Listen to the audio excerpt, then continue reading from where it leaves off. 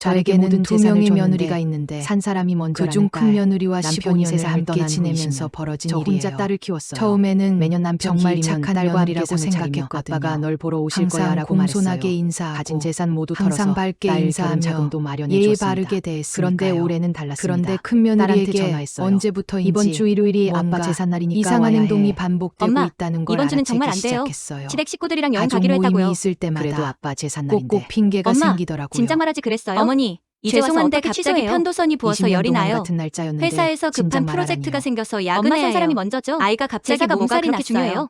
그 이런 식으로 매번 마음 같아서는 매번 빠자금도 아빠가 남긴 돈이야. 한두 번은 그 돈으로 시집 가놓고 이게 뭐야 수 있지 라고 소리치고 싶었어요. 사람 일이 계획대로 되는 건 아니니까 이번엔 하고 엄마 혼자 했거든요. 대신 내년엔 제가 꼭 와야 한다. 그날 저는 먼저 챙겨라. 혼자서 혼자서 제일 중요하지 하면서 단련 사진까지 했어요. 눈물이 흐르네요. 그런데 이런 일이 1년, 2년 그리고 지금까지 계속 반복되니까 의심이 들기 시작했어요. 작은 며느리는 아무리 바빠도 시간 내서 오는데 유독 큰 며느리만 항상 일정이 겹치는 게 이상하더라고요. 그래도 설마 저한테 거짓말을 하겠어 라며 믿어주었죠. 그러던 중에 항상 저를 좋아하던 작은 며느리가 저에게 어머니, 요즘 젊은 사람들이 뭐 하고 사는지 궁금하지 않으세요? 인스타그램이라는 게 있어요. 한번 해보세요. 하더라고요. 처음에는 아이고 나이 든 사람이 그런 거 뭐 하러 해 했는데 막상 해보니까 재미있더라고요. 젊은 사람들이 어떻게 사는지도 구경하고 예쁜 사진들도 보고 그러다가 문득 호기심이 생긴 거예요. 우리 큰 며느리는 평소에 뭘 하고 사는지 한번 볼까 해서 작은 며느리에게 알려달라고 해서 들어가 보았는데 여러분 정말 기절할 뻔했어요. 이건 지난 추석 때 일부터 말씀드려야 할 것 같아요. 명절날 큰 며느리가 전화해서 어머니, 정말 죄송한데 아이가 갑자기 고열이 나서 응급실에 가봐야 할 것 같아요. 이번에 가기 어려울 것 같아요. 하더라고요.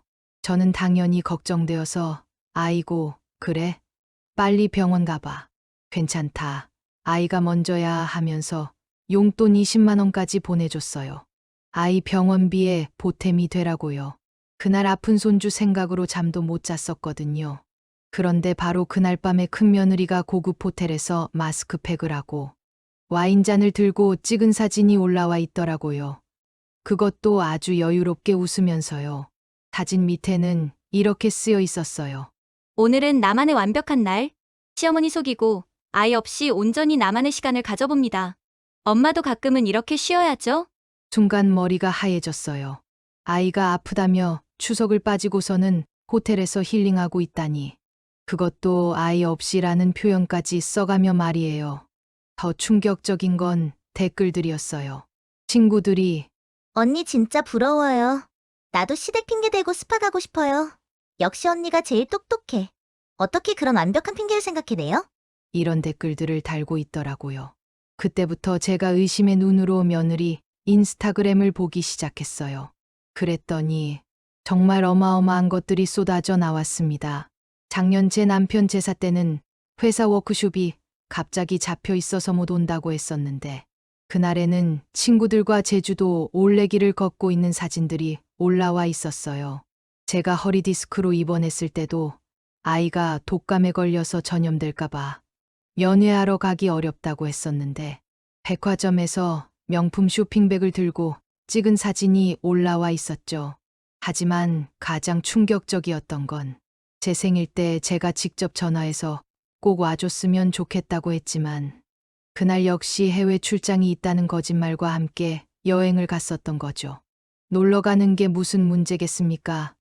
하지만 이건 저를 무시하고 거짓말을 했다는 겁니다. 정말 손이 떨릴 정도로 화가 났어요. 내가 그동안 완전히 바보였구나. 이 사람이 나를 완전히 호구로 보고 있었구나 싶더라고요. 저는 고민 끝에 작은 며느리에게 모든 걸 말했습니다. 큰 며느리의 인스타그램 내용들을 하나하나 보여주면서 내가 이렇게 바보같이 당하고 있었구나. 작은 며느리도 정말 놀라더라고요. 그러면서도 저에게 이런 말을 했습니다. 어머니, 사실 저도 대강은 알고 있었어요. 그런데 어머니가 상처받으실까봐 말씀 못 드렸어요. 제가 좀 더 용기를 내야 했는데. 하면서 미안해 하더라고요. 알고 보니 작은 며느리는 이미 알고 있었는데 제가 속상해 할까봐 모른 척하고 있었던 거죠. 오히려 작은 며느리가 더 고마웠어요. 그때부터 저는 결심했어요. 이제는 더 이상 속지 않겠다. 호구 시어머니는 끝이다. 며칠 뒤 큰 며느리에게서 전화가 왔어요. 목소리가 평소처럼 애교 가득하더라고요. 어머니, 안녕하세요. 요즘 저희 아이가 영어에 관심이 커졌는데 친구들은 다 영어학원을 다니더라고요. 저희 아이만 못 가고 있어서 속상해요. 그런데 요즘 남편 회사 상황이 좀 어려워서 못 보내고 있어요. 좀 도와주세요. 하면서 돌려서 말하더라고요. 예전 같았으면 얼마나 드는데 내가 보태줄게. 우리 손자 교육은 중요하지 하고 바로 말했을 거예요. 얘야, 미안한데 나도 요즘 병원비가 많이 들어가서 여유가 없다.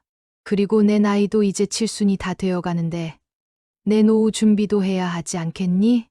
이번에는 정말 도와줄 수 없을 것 같다. 네, 알겠어요. 어머니도 힘드실 텐데 제가 괜히 말씀드렸네요.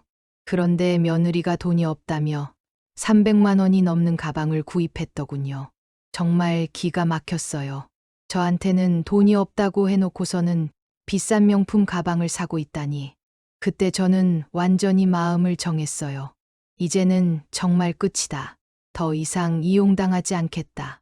마침 제 칠순 잔치를 준비해야 할 시기였어요. 저는 작은 며느리에게만 말했어요. 이번에는 우리끼리만 조용히 하자. 큰 며느리한테는 굳이 연락하지 말아라. 어차피 또 핑계 댈 테니까. 그런데 큰아들이 먼저 연락을 해왔어요. 어머니, 칠순잔치 언제 하세요? 저희도 당연히 참석해야죠. 저는 솔직하게 말했어요. 너희는 항상 바쁘다고 하니까 이번에는 빼고 하려고. 작은 아들 가족이랑 조용히 할 거야. 큰아들이 당황하더라고요. 어머니, 그게 무슨 말씀이세요?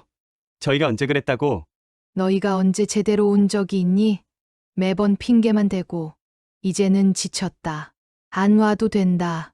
그 후 큰며느리가 직접 전화를 해왔어요. 목소리가 평소와 달리 떨리고 있더라고요. 어머니, 저희가 뭘 그렇게 잘못했나요? 왜 자꾸 저희만 빼고 하시려고 해요? 칠순 잔치인데 큰며느리가 빠지면 체면이 안 서잖아요. 체면, 그동안 너는 체면 생각해 본 적이 있니? 내 생일 때 발리 여행 간 것도 체면이고, 시댁 욕했던 거 내가 모를 줄 아냐? 전화기 너머로 며느리가 숨을 헐떡이는 소리가 들렸어요. 그게 어머니가 어떻게 그걸 아세요? 하면서 말을 더듬더라고요. 다 봤다. 내가 얼마나 바보같이 당했는지 이제 다 알겠더라. 그동안 완전히 놀아놨구나 싶어서 기가 막혔어. 앞으로는 서로 편한 거리를 두자. 너도 시댁 스트레스 받기 싫어할 테고, 얼마나 시댁에 오기 싫었으면 그런 거짓말까지 해가면서 핑계를 댄 거 아니겠니? 너도 시댁 안 와서 좋고 나도 더 이상 이용당하고 싶지 않으니까. 그렇게 하자. 그리고 앞으로도 계속 보지 말자. 그럼 우리는 자연스럽게 남이 되겠고 재산도 남에게 넘길 필요가 없으니 둘째에게 주겠지. 선산이나 지방에 있는 땅도 모두 둘째에게 줄 거야. 여행 다니고 명품 좋아하는 너보다는 잘 관리하겠지. 며느리는 한참 말이 없더니 떨리는 목소리로 설마 진짜로 그러시지 않으실 거죠? 제가 그렇게까지 나쁜 사람은 아니에요. 나쁜 사람이라고 한 적 없다. 그냥 서로 다른 사람일 뿐이야. 너는 너대로 살고 나는 나대로 살자. 이제 그만 자연스럽게 거리를 두자고. 그렇게 전화를 끊었어요. 며칠 뒤 제 칠순 잔치날이 되었어요. 작은 며느리 가족과 함께 조용한 한정식 집에서 식사하고 있는데 갑자기 큰아들 부부가 나타났어요. 죄송해요. 늦었어요. 하면서 큰 꽃다발을 들고 와서는 어색하게 웃으며 인사했어요. 저는 담담하게 와줘서 고맙다 하고만 했어요. 식사 도중 큰 며느리가 그동안 너무 바빠서 자주 못 뵈어서 죄송했어요. 어머님 칠순이니까 무슨 일이 있어도 와야 한다고 생각했어요. 제가 친엄마처럼 생각하시는 거 아시죠? 그때 참지 못한 작은 며느리가 입을 열었어요. 형님, 그동안 못 온 건 정말 일정 때문이었어요? 어머님 생신 때 해외여행 가신 것도 일정 때문이었나요? 순간 식당 안이 조용해졌어요. 큰 며느리는 얼굴이 새하얗게 변했고요. 작은 며느리는 계속했어요. 인터넷에 올리신 글들도 봤어요. 시댁 스트레스는 쇼핑으로 푼다. 핑계대기 달인, 시어머니 공략법 이런 글들이 그냥 농담이었나요? 동서, 조용히 해. 갑자기 왜 그래? 버릇없게. 그리고 다 장난이야. 그냥 올려본 거야. 장난이요? 어머님이 그 글들 보시고 얼마나 상처받으셨는지 아세요? 15년 동안 어머님을 완전히 바보로 만든 게 장난이에요? 저는 작은 며느리를 말렸어요. 그만하자. 이제 다 지난 일이다. 하지만 큰 며느리는 계속 변명했어요. 정말 죄송해요. 앞으로는 조심하겠어요. 정말 반성하고 있어요. 저는 조용히 말했어요. 조심할 필요 없다. 내 진짜 마음이 그런 걸 어떻게 아니? 그냥 서로 솔직하게 살자. 더 이상 속고 속이는 관계는 그만두자. 그날 식사는 어색하게 끝났어요. 큰 며느리는 끝까지 제 눈을 마주치지 못했고요. 그 후로 몇 달이 지났어요. 큰 며느리는 가끔 안부 문자를 보내왔지만 예전처럼 돈 달라는 연락은 없었어요. 아마 자존심이 상했거나 아니면 이제 저한테서 뭘 얻을 수 없다는 걸 깨달았을 거예요. 반면에 작은 며느리는 더욱 자주 찾아와서 안부를 물어보고 집안일도 도와주고 함께 시장도 보러 다니고 가끔 영화도 보러 가면서 진짜 딸처럼 지내고 있어요. 어느 날 저는 작은 며느리에게 말했어요. 내가 나중에 세상을 떠나면 이 집과 내 재산을 너한테 물려주고 싶다. 작은 며느리는 깜짝 놀라며 어머님, 그런 말씀 하지 마세요. 저는 그런 마음으로 모시는 게 아니에요. 그리고 왜 벌써 그런 말씀을 하세요? 건강하게 오래 사셔야죠. 알고 있다. 그래서 더 고맙고 더 너한테 주고 싶은 거야. 진심으로 나를 대해주는 사람에게 내 것을 남기고 싶어. 며칠 뒤 변호사 사무실에 가서 유언장을 작성했어요. 모든 재산을 둘째에게 상속한다는 내용으로요. 그런데 어떻게 알았는지 큰 며느리가 전화를 해왔어요. 어머니, 유언장 쓰셨다는 얘기 들었는데 진짜 아니죠? 혹시 저희 힘 빠진 건가요? 진짜 그렇게 하신 건가요? 제가 연락도 드리고 어머니 칠순 잔치에도 갔잖아요. 그래, 너희는 빼고 작성했다. 어머니, 너무하신 거 아니에요. 저도 15년 동안 며느리 노릇했는데 15년 동안 며느리 노릇을 했다고? 언제? 매번 핑계대고 안 오고 뒤에서 시댁 욕하고 돈만 달라고 할 때 말이냐? 법적으로는 내 재산을 누구한테 줄지는 내 마음이다. 너한테 줄 의무 없어. 15년 동안 한 번도 진심으로 날 대한 적 없는 사람한테 왜 내 재산을 줘야 하는데? 어머니, 정말 너무해요. 그동안 제가 뭘 그렇게 잘못했다고. 뭘 잘못했는지 정말 모르겠냐? 내가 다 기억나게 해줄까? 그렇게 말하니까 며느리는 더 이상 할 말이 없었나 봐요. 조용히 전화를 끊었어요.